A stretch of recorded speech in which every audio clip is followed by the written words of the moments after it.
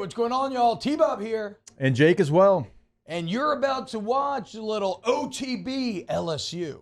We're going to give you all the latest, greatest between LSU football, baseball, women's basketball, softball, and everything in between. Bottom line, if you want to talk Tigers, keep it locked, subscribe, like it, and we hope you enjoy it. So LSU, okay, first off, recruiting news over the weekend. Second sign days this week, right? Doesn't happen with much fanfare anymore, but it is going down this week. There's one name LSU fans should be watching, and that is Terry Bussey. He's a five-star athlete, been committed to A&M forever.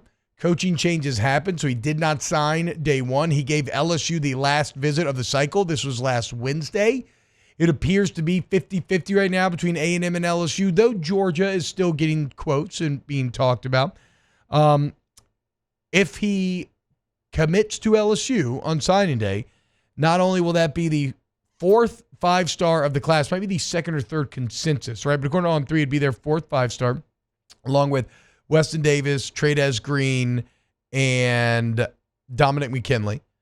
But that would probably push them to top five consensus, probably up to six at least. And already, remember, in the On3 rankings alone right now, they're the third ranked class in the entire country. So it would be a real, it's already a great class. I don't think it needs any additional flourish, but it would be a real flourish if they were to finish with Terry Bussey. So Corey Raymond trying to do his best to get him. And it's in keeping with the philosophy that Brian Kelly espoused on off campus when he sat down with Jake Hester and Chris Dorian at the Senior Bowl. We said, look, we have 19 scholarship players right now at cornerback and safety, okay? Like at a certain point, those guys have to pay off. We have to build that position through high school. And there's a take on Twitter from a guy, Max Toscano, who used to write for Valley Shook, and now he's getting into coaching and everything. And he says, this is like Miles defending the 14 offense, essentially saying like it's a symbol of their physicality, right? This is bad strategy to say like we're not going in the portal to get these DBs. And I like Max's takes a lot. And he's another guy that has strong takes, right? But I do disagree with this one a bit. And the reason lies in the fact that if you truly want to recapture the moniker of DBU and bring back those defensive glory days, simply put, you can't accomplish that through the transfer portal. I'm not saying you're not open to guys, and they would be. Like if they suddenly had the inside path on a Caleb Downs or something, of course you take that guy. But Caleb Downs is the edge case. He's the exception, not the rule, right? You're not going to attract the level of talent of a Patrick Peterson through the portal because they're already Pat P where they're at. You're not going to attract the talent of a Mo Claiborne, of a Tyrann Mathieu, like whatever.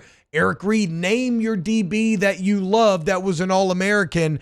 You're not going to get them from another school. They're already happy where they are.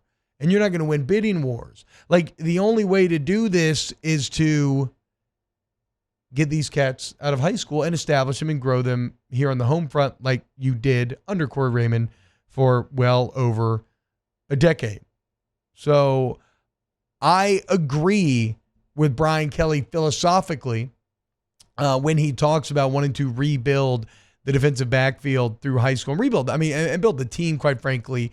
And I think that in this new era, I think that is still the ideal way if you can accomplish it. It's hard and some schools can't, so they have to do some of the strategies that you see Ole Miss and others doing. But like the strategy for long-term viability, sustainability, maybe most importantly, consistency is building through the high school ranks. And look, when I look at things that I'm concerned about with this team, while I feel like the defensive backfield has a ton to prove, again, I'm not concerned because they have bodies. They have bodies. And now there's coaching changes that have been made that make me feel positive about the guys who are going to be developing those bodies. The biggest concern is still just defensive line. Because although you have two great coaches now helping out with that group, on the interior especially, you just don't have any bodies. Not anybody, but any bodies. Like you just don't have the raw numbers that you need. But that too is a position where likely here in the short term, you'll have to try to supplement with some late portal additions. And then, you kind of use Dominic McKinley and some of these other classes going forward as a launching pad to try to reestablish some of that consistency. So I don't think Brian Kelly is off base saying that he wants to build DBs through high school and they're not going to be entertaining too many through the portal.